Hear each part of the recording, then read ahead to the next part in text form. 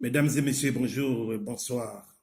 Ça dépend du moment avec lequel vous me suivez et de l'endroit où vous êtes actuellement. Ngai wabino yaya Edi Bolombo, greffier international.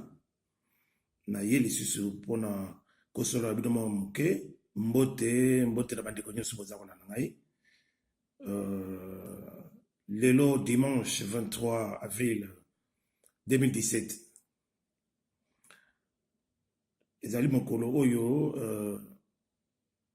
démocratie eza kosalama na France, ezali na France élection eza kosalama lelo oyo biso eloko bakongolais toza kosouhaite toujours na mboka na biso que un jour to arrivé ya kosala élection en bonne et due forme, en toute transparence et liberté pour élire bakonzi oyo ya biso. Mais dommage pour nous, depuis 2011, et voire même un peu plus loin 2006, nous allons toujours vivre la tricherie, na ba makambo mosusu ebele bateau koboma bateau pour la élection, donc eza bateau. Alors c'est pas ça le sujet du jour aujourd'hui. Si je suis là, c'est pour essayer toujours de mener les Congolais, renforcer cette considération spirituelle pour nous conscientiser le peuple nabiso, parce que au moment où je vous parle, pays nabiso ils allaient traverser la situation très désastreuse, grave, et ils ont risqué même et comme apocalyptique. Et on a les lots na yele suspect na bino bandeko na ngai pona kolobaki soki tokangi maboko tovandi nye tolobi te makambo tourner toujours en faveur ya occupant oyo bazana occupant rwandais oyo bazana na pouvoir na mboka na biso. Il est temps qu'on se réveille, il est temps que tout lakisa ke tozali vraiment ba congolais et des vrais congolais, des patriotes, tout telema pona mboka na biso pour sauver la république. Nde loko na ye pona ko senga na bino. Et si je suis là, c'est à mon nom propre, en tant que guerrier, en tant que combattant et patriote, mais aussi au nom du peuple Mokonzi, oyo ezali mouvement de pression, oyo ezako sangai na baninga nyoso toza obunda na elongo pona ko défendre peuple na biso ba congolais, et puis pona ko luka liberté ya Congo surtout. Voilà. Donc sur ce point, en tout cas, tokoyokana, mais il y a d'autres points où tozali koyokana te, parce que malgré tout ce que nous faisons ici en Europe, toza mosika na bino ba congolais au bozana kati ya Congo, mais tozo sala nyonso tosali pe nyonso po ke tozala na bomoko na ndenge kitoko kokangola mboka na biso wana. Mais na remarqué ou toza ko remarqué que on dirait peuple congolais aza ko suivre pendate. Peuple congolais aza ko suivre vraiment te na ndenge kokisami. Pe banguna baza ko profiter nango pona koboma ndenge baza koboma na bakasai, bandi koboma na ba Kivu, na ba Nord Kivu, Sud Kivu, hein, baza koboma na ba Beni, Lubero, partout kuna baza koboma tina ke sasa baya koboma. Mais pona question ya conscience namoni ke ba congolais tozali vraiment ko jouer rôle oyo elongo banité. yango na lelo na émission naza kosala na bengi yango ke tomitunana le pourquoi le comment, parce que ozala un homme politique, ozala un citoyen normal. Mais en tant que Congolais, un homme politique doit se poser des questions. Il doit s'interroger. Pour se dire vraiment un politicien, on doit s'interroger. On ne va pas seulement aller dans un parlement juste pour dormir et ne pas se poser des questions et ne pas poser des questions, et même les questions qui fâchent pour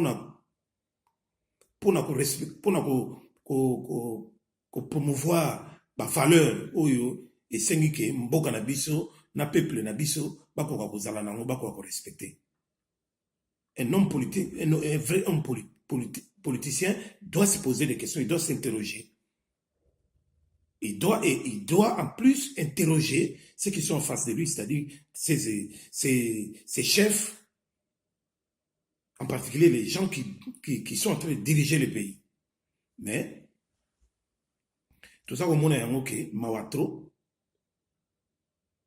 plus de 500 députés congolais, dans le Sénat, dans le Parlement, ça, la le côté. Ils gagnent beaucoup d'argent, environ 8 à 13 000 dollars par mois, mais pour Nabango, et ce qui est en Dengewana, Moussala Nabango ezalité. Tous ces gens-là, ce sont des corrompus.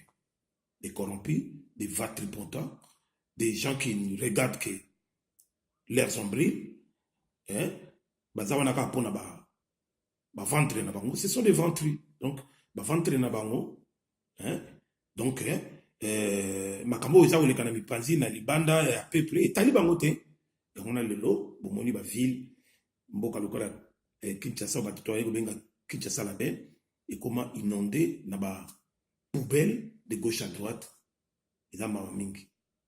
Na bato oyo oyo bo vota bo tia na ba place nete bandre Kimbuta, ba gouverneur qui ne foutent rien, mais bakoya kaka pona kolakisa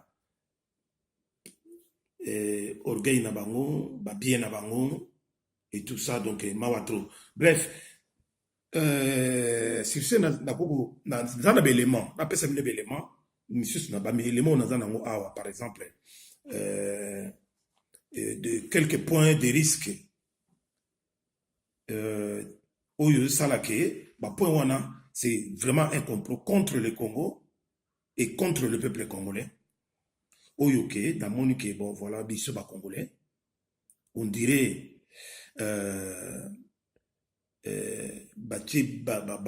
bande biso miso, sipi biso miso, tout ça comme on a té, kan biso matoi, tout ça comme yokate. Isa mawamingi. Nous sommes vraiment dans une léthargie impossible. Bien que biso awa, tout ça nous sommes biso na diaspora pour motiver quelques personnes na kati ya Congo pour se soulever, mais tout le monde soutient ni armée ni la police, parce que tout wana arido Hippolyte Kanambe oyo aza kosala intérim mikolo oyo pe amoni bato bazoba, parce que pona biso président de la République aza soutenu mboka wana ba institution nyonso ezali fin mandat nyonso eza ya kokoya, y compris ye moko intérimaire ou aza na place, mais il se conduit comme s'il avait tous les pouvoirs. À l'aise, il fait ce qu'il veut. Il cherche à déstabiliser n'importe qui, n'importe comment. non respect ya baccord tout à respecter. Il fait ce qu'il veut, il est à l'aise, il se prend comme s'il il est vraiment chez lui. Et puis tous les larbins qui sont tout autour de lui, c'est-à-dire tout baza ko gouverner na ye, hein, obino boyebi na ni tout temps ba komona bangote. Il ne travaille plus, il ne fonctionne plus comme il faut. Donc l'État n'existe pas, l'État ne fonctionne pas. Au contraire, baza ko matraquer des petits peuples. Baza ko matraquer petits peuples. Et puis baza ko soutirer tout ce qu'ils peuvent soutirer na ça la prélèvement inutile na peuple. Pour na ba terrain na bango privé. Alors ba collabo nyoso baza na pembeni wana. Ba traître tout baza na pembeni baza ko somba. Ba ngunde baza ko protéger en quelque sorte pouvoir wana. Régime où ils ont en place baza ko protéger yango.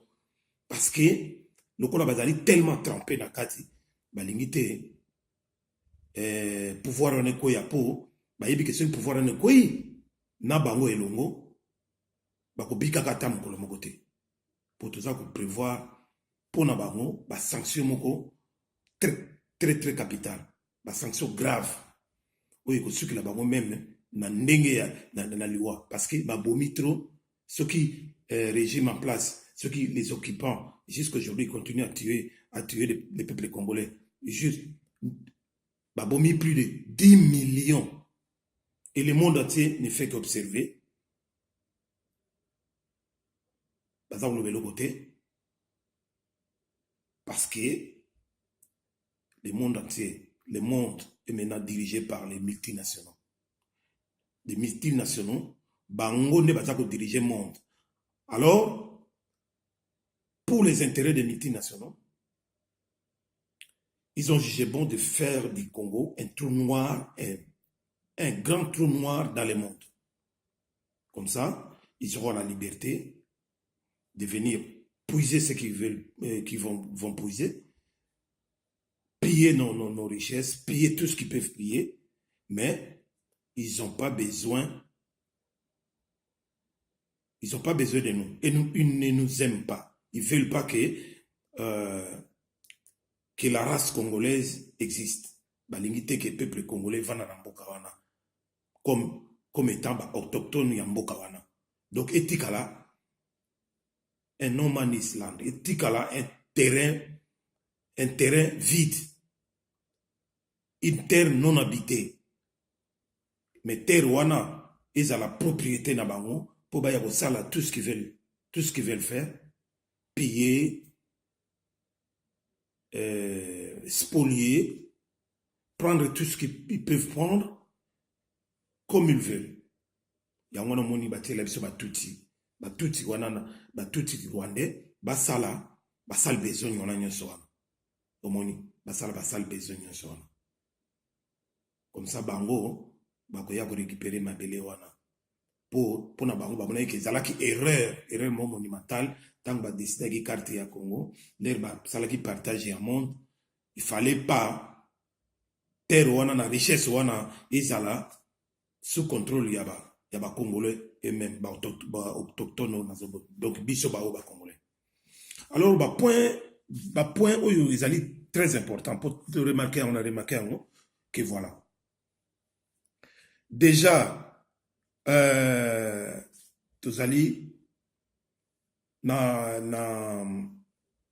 janvier 2015, le 19, le 20, le 21, peuple congolais abimaki libanda pona kobundela mboka toujours koluka liberté na démocratie pona mboka wana. Kanambe Kabila atindi ba sbire na ye ba bomi plus de 400 congolais oyo bakunda na nini na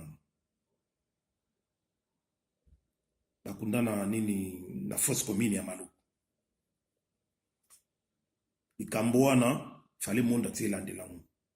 Likambo wana il fallait biso moko ba congolais tout telema nango. Et zalaki vraiment raison valable ya départ ya Kanambe. Mais les loyaux tala tout ce qu'on va. Silence radio. eza mawa trop mpona biso bakongolais tolekisa likama ndenge wana bamosusu toza koluka basolution mpona kobimisa kokanga bato wana kobenga na bango bamosusu baza kokritike lisusu biso bato oyo toza kobunda bitumba mpona koluka basolution. Ça c'est un. Deux,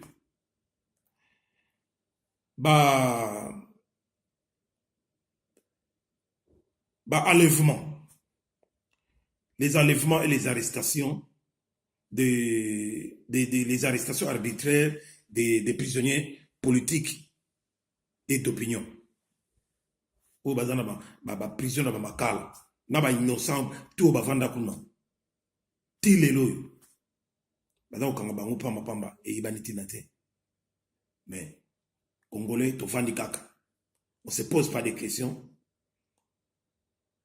Tout kolobela yango tout ndenge toza kolobela.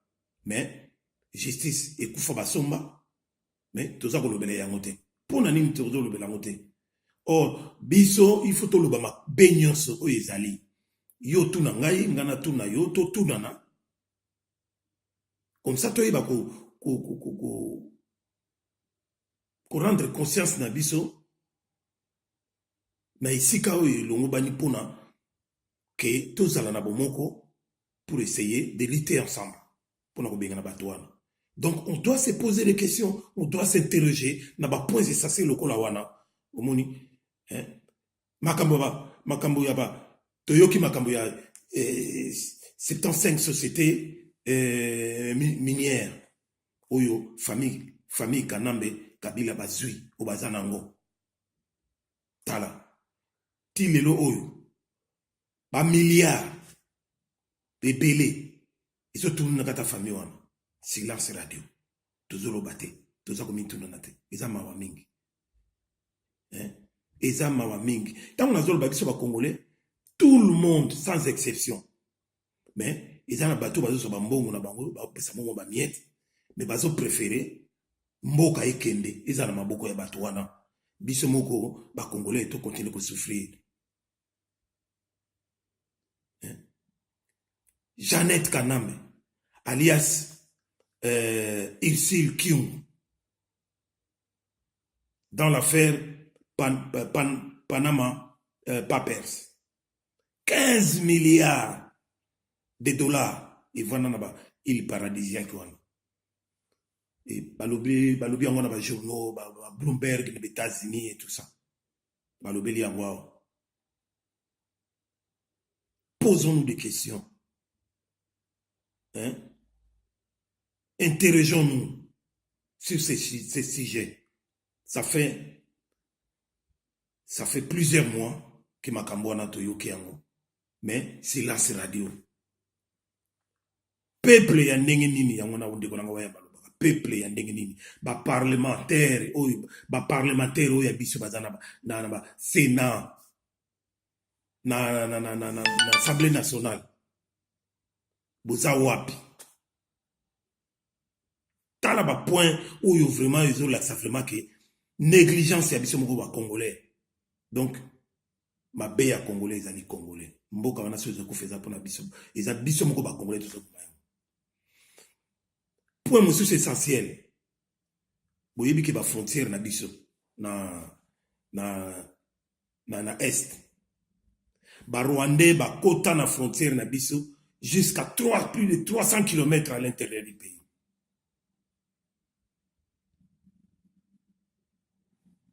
Il faut se poser des questions. Il faut s'interroger. Qu'est-ce qu'il faut faire? Mais je note quand même qu'il y a eu quelqu'un au nom de un député, au nom de Henri Thomas Lokondo, a talaki problème wana, to soutenir yebiso na peuple mokonzi. Yeka comme talobela le Cambouan, mais les loyaux, to ce qui wap. Est-ce que les Cambouans ils ont réglé? Non. Silence radio, et pas y a député. Babiloko wana nyonso, ils ont salaki, ils ont laxaki. Congolais, ceux qui continuent boy, to vous a solution te pour n'importe.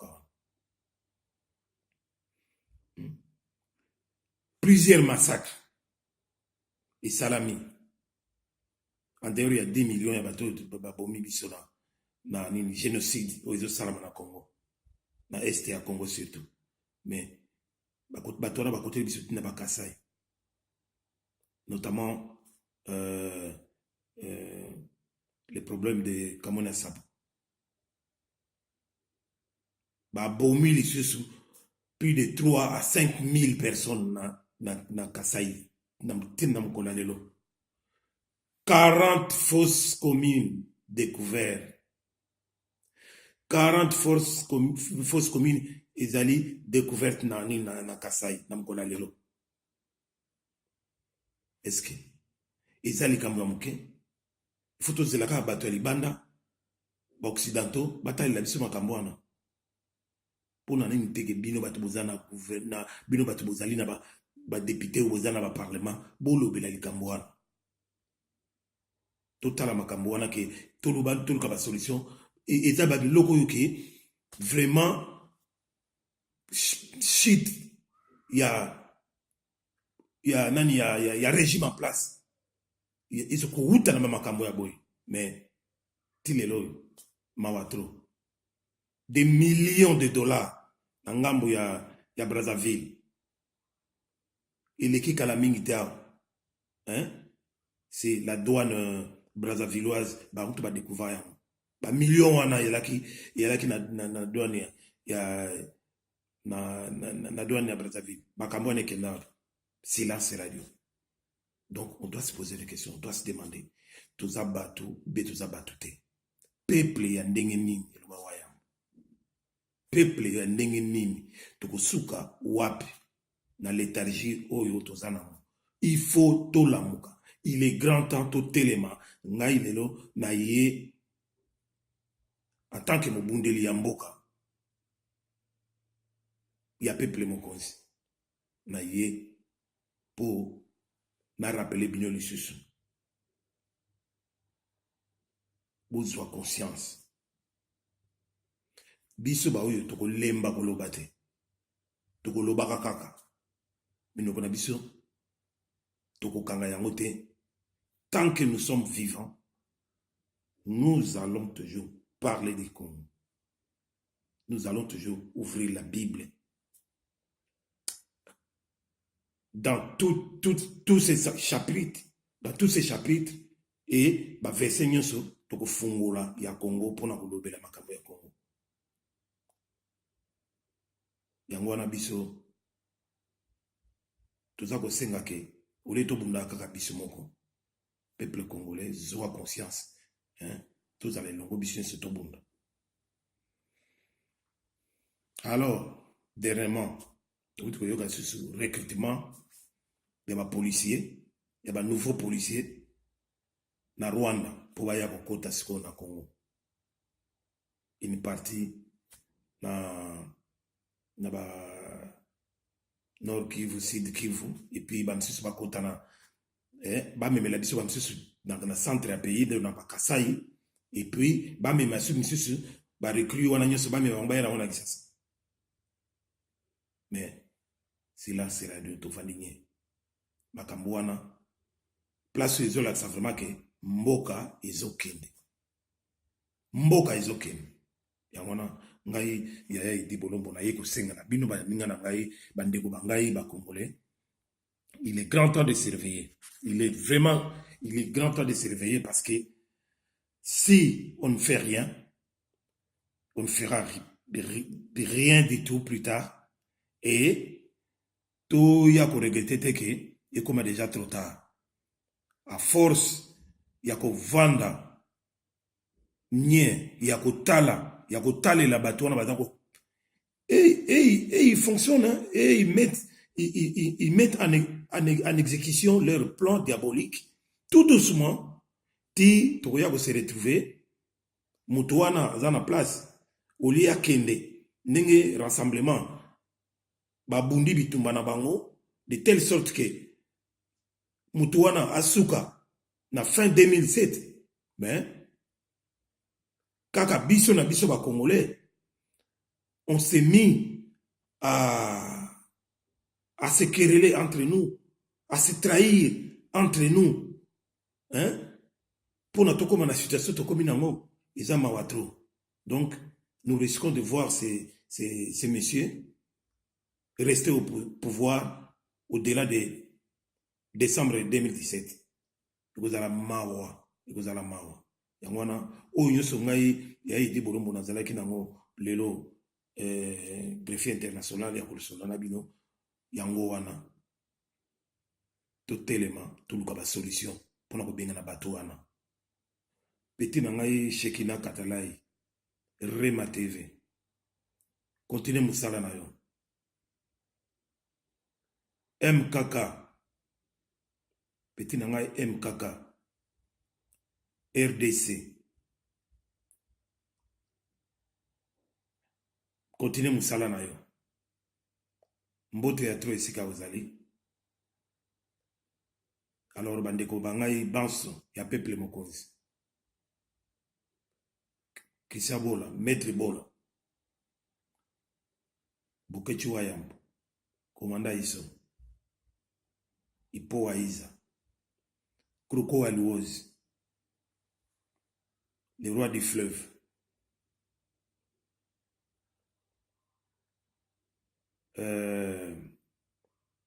Papa Tom. Capitaine Kabamba. Gabriel Katako. Bino Banso. Oyo tozali na bino elongo na peuple mokonzi. Mbote na bino. On est ensemble, nous resterons ensemble. Mbote lisusu na mama Viviane Bolombo. Po yene mteza ko soutenir ngai na musalo naza ko sala pona ko bundela mboka. Mbote mingi na mama Didi Asuta. Mbote mingi na mama Lili Kanga. Mbote lisusu Claude Mutima, États-Unis, représentant ya peuple mokonzi. Mbote na Kamionete Mbola. Engambe sayo ya soba. Mbote na Clément Lukele. Et puis Mbote na Jean-Louis Mobutu Mundele ya Bangwandi. Mbote na bapeti na ngai tu. Oyo tozalaka ensemble. Beau transmettre ma message. Beau partager ma message. Parce que c'est un message très important. Parce que tu auras besoin de conscience ya mutu na mutu. Aïba kokanisa. Na maso oyo ekoki pona tokoka ko libérer mboka na biso. Oyo nazaki nango lelo na dimanche lelo. Yango wana na suki wana tokomi mbala nsima. Au revoir et bon courage à tous. Merci beaucoup.